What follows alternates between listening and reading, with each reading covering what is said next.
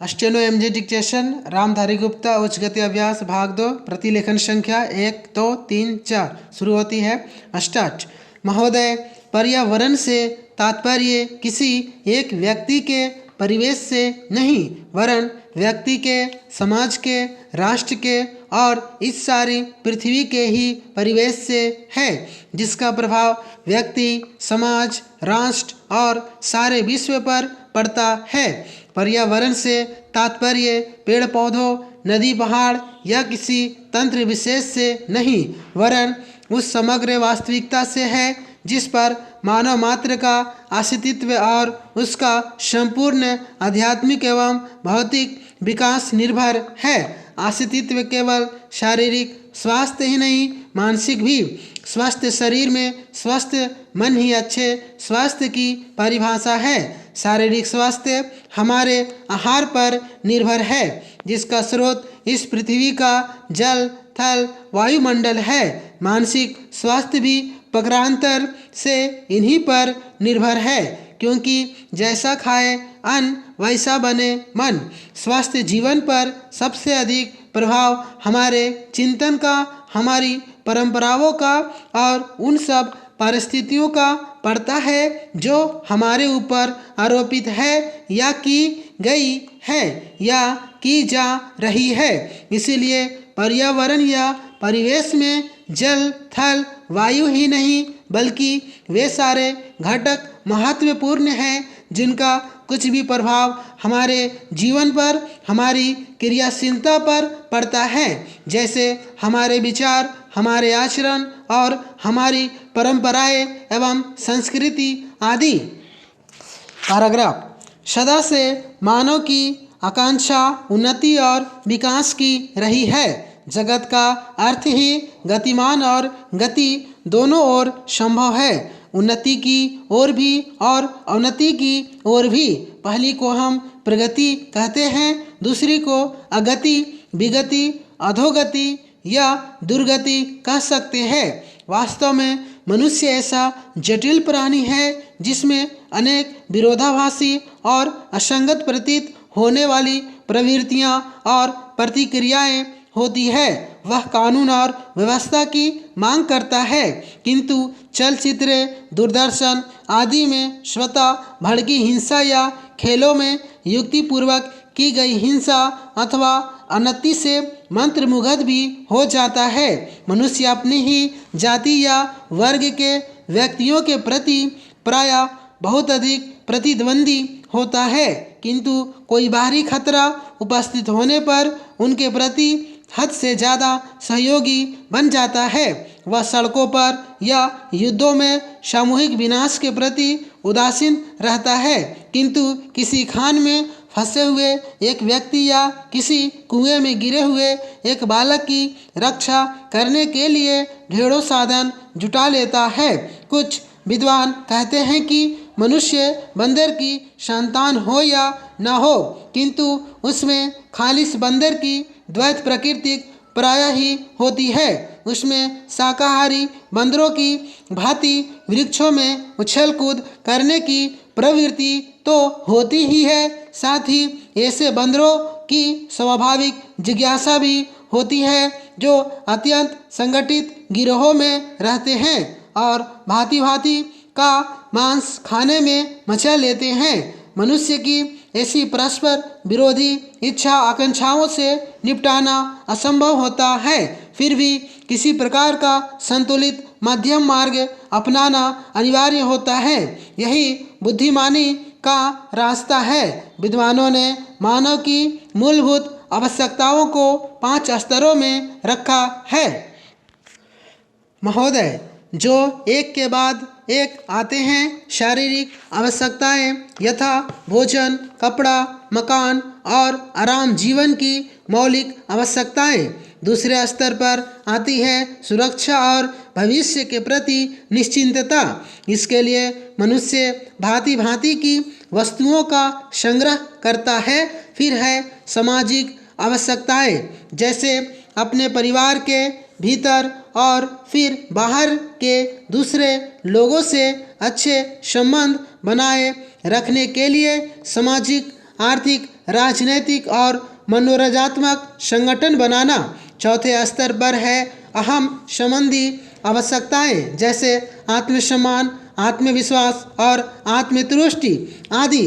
आत्म परितोष अर्थात उन्नति, विकास और ख्याति प्राप्ति की क्षमताओं को साकार करना व्यक्ति की अंतिम और उच्चतम अपेक्षाएं हैं। इन आवश्यकताओं की पूर्ति के लिए मनुष्य अपने आसपास उपलब्ध पर्यावरण का दोहन करता है।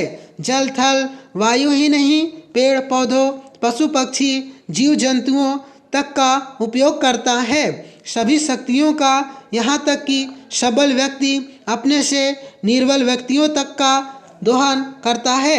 जो शोषण की सीमा तक पहुँच जाता है, इसके लिए भांति भांति की तकनीकें खोजी और अपनाई जाती हैं। पैराग्राफ।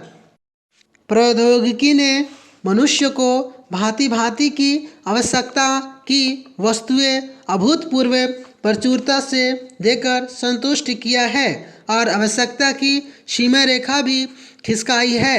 विलासिता और सजावट की ऐसी सामग्री भी दी है जो अब बहुत कुछ आवश्यकताओं में गिनी जाने लगी है।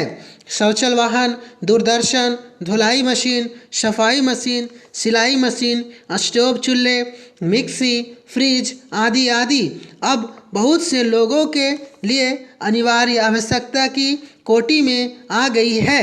तकनीकी और औद्योगिकी से यह सब संभव हुआ है, किंतु एक ऐसा अल्प वर्ग भी है जिसके लिए विलासिता आवश्यकता की कोटि में आ चुकी है। विज्ञान की जन समुदाय के लिए तो मौलिक न्यूनतम आवश्यकताएं भी विलासिता ही बनी हुई है। औद्योगिकीकरण के सहारे मनुष्य ने जितना भी विकास किया है उसे वह उन्नति कहकर संतोष करने लगता है और अपनी द्वैत प्रकृति के कारण यह ध्यान नहीं देता कि इस विकास से वर्ग भेद पनपा है। अमीरी गरीबी के बीच की खाई चौड़ी हुई है। जो व्यक्ति मानव की समानता, समाजवाद या साम्यवाद के गीत गाता है, वही अपनी द्वैत प्रकृति के कारण अपने पर्यावरण, यहाँ तक कि मानव के भी शोषण के नए नए तरीके खोजता है। यह शोषण बलात्कार की सीमा तक पहुँच गया है। मनुष्य ने अपने बुद्धि का प्रयोग किया, फलस्वरूप भांति भांति का औद्योगिकीकरण हुआ और जल, थल, वायु सब प्रदूषण के शिकार हो गए। जितना ही अधिक विकास हुआ उतना ही अधिक विनाश हुआ। प्राकृतिक संपदा का भीषण ह्रास हुआ। व्यापक वन विनाश से भूमि बंजर और मरुस्थल बन गई। एक बड़ा हवाई जहाज एक दिन में जितनी ऑक्सीजन खर्च करता है उतनी ऑक्सीजन 17,000 हेक्टेयर वन में तैयार होती है और वन बचे ही कितने हैं। इस उद्योग प्रधान सभ्यता का केंद्र पूंजी है और धर्म स्वार्थ है। मनुष्य का शोषण कर रहा है देश देश का।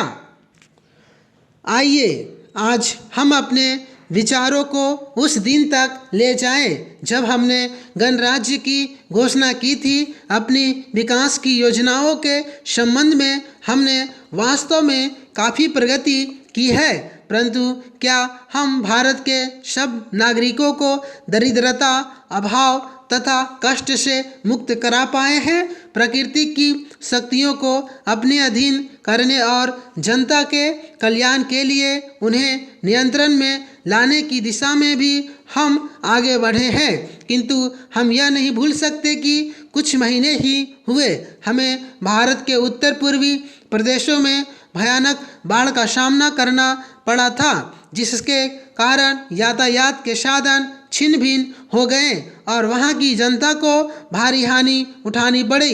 निस्संदेह साक्षरता प्रसार और रोगों के निराकरण के महत्वपूर्ण उपाय भी हमने सोचे हैं, यद्यपि अभी भी देश के बहुत से भागों में निरक्षरता और बीमारी पर्याप्त मात्रा में दिखाई देती है। जन कल्याण की योजनाओं को हम बराबर आगे बढ़ाते रहेंगे, यह हमारा दृढ़ संकल्प है, इसमें संदेह नहीं किया जा सकता। इन योजनाओं के पूरे होने के संबंध में जो प्रयास अब तक किया गया है उससे भी हमें असंतुष्ट नहीं होना चाहिए। फिर भी जो कुछ अब तक किया जा सका है, यदि वह बहुत चमत्कारी नहीं दिखता तो उसका कारण यह है कि अभी निर्माण कार्य जारी है और समाप्त नहीं हुआ है। राष्ट्र के निर्माण में समय की आवश्यकता होती है। आज हमारा गणराज्य दिवस है और भारत जैसे प्राचीन राष्ट्र के इतिहास में 5-7 वर्ष की अवधि एक स्वल्प काल है। आइए अब हम विगत वर्ष की घटनाओं पर नजर डालें और यह देखें कि विकास के कार्यों और निर्माण योजनाओं की दिशा में हम कहां तक आगे बढ़ सके हैं। पैराग्राफ। यदि मुझसे यह कहा जाए कि बीते वर्ष की घटनाओं का वर्णन मैं एक वाक्य में करूं तो मैं कहना चाहूँगा कि संविधान में दिए गए निर्देशों के अनुसार हमने समस्त राष्ट्र के साधनों को ऐसे ढंग से जुटाना आरंभ कर दिया है जिससे यह स्पष्ट हो जाता है कि भारत में कल्याणकारी राज्य की स्थापना का श्री गणेश हो चुका है। पिछले वर्षों में हमने जो संकल्प और दावे किए थे अब वे मूर्तिमान होने लगे हैं। इसलिए अब यह समझना कठिन नहीं है कि राष्ट्र किधर जा रहा है और आगामी 10 या 15 वर्षों में हम किस स्थिति में होंगे। महान नदी घाटी योजनाओं पर कार्य बराबर जारी है। इसमें से एक योजना भाखड़ा नागल योजना से बहुमूल्य पानी और बिजली पंजाब, पेप्सू तथा राजस्थान के भागों को मिलने भी लग गई है। दामोदर घाटी योजना से कुछ समय हुआ बिजली प्राप्त होने लगी थी और हीराकुंड, चंबल तथा दूसरी महान योजनाओं की भांति यह योजना भी यथेष्ट रूप से आगे बढ़ रही है। भाखड़ा नागल योजना का प्रथम चरण समाप्त होने से अब यह स्पष्ट है कि इन महान योजनाओं के द्वारा देश में कितने महत्वपूर्ण परिवर्तन हो जाएंगे। महोदय, कोसी नदी जिसे शोक और दुख का सूचक माना जाता है इस वर्ष फिर अपने प्रकोप से महान हानि का कारण बनी। अब इस नदी पर काबू पाने और इसकी उपद्रवी लीला समाप्त करने के लिए भी योजना तैयार हो गई है। इस योजना की रूपरेखा तैयार हो चुकी है और निर्माण का काम हाथ में लिया जा चुका है। आशा है इस योजना के निर्माण से बड़े पैमाने पर जनसाधारण को सेवाएं उपलब्ध होगी। जब यह नया प्रशिक्षण सफल होगा तो महान योजनाओं के निर्माण में और भारत की महान जनशक्ति के उपयोग के संबंध में हमारी जानकारी और अनुभव में महत्वपूर्ण वृद्धि होगी। औद्योगिकीकरण के क्षेत्र में उन्नति, उत्पादन में और अधिक वृद्धि और भारत के प्रति व्यक्ति आय में वृद्धि विचाराधीन वर्ष की कुछ महत्वपूर्ण बातें हैं। औद्योगिकीकरण के साथ ही रोजगार के क्षेत्र में विस्तृत करने के प्रयत्न भी बराबर जारी है। कुटीर उद्योगों और घरेलू धंधों को प्रोत्साहन देकर औद्योगिकीकरण और रोजगार में समुचित संतुलन स्थापित करने का प्रयास किया जा रहा है। यह बात सभी स्वीकार करते हैं कि यदि भारत के जनसाधारण को उदासीनता और हार मानने की भावना से मुक्त करना है तो बढ़ती हुई बेरोजगारी को दूर करने का उपाय करना होगा। इस दिशा में घरेलू उद्योग धंधे बहुत से लोगों को आंशिक या पूर्ण उपयोगी काम देकर इस समस्या का बहुत कुछ समाधान कर सकते हैं। इसीलिए पंचवर्षीय योजनाओं में पुराने घरेलू उद्योगों को पुनर्जीवित करने और चालू कुटीर उद्योगों को प्रोत्साहन देने की व्यवस्था की जा रही है। पैराग्राफ। विदेशी मामलों के क्षेत्र में हमारी सफलता और भी अधिक है। हमारी नीति, जिसे मैं सक्रिय और स्वदेशी तटस्थता की नीति कहना चाहूँगा, वास्तविक व्यवहार में किसी भी देश अथवा यहाँ के लोगों को अपना शत्रु न समझने की नीति है। इस नीति के फलस्वरूप हमें विश्व शांति के पक्ष की कुछ सेवा करने का अवसर मिला है।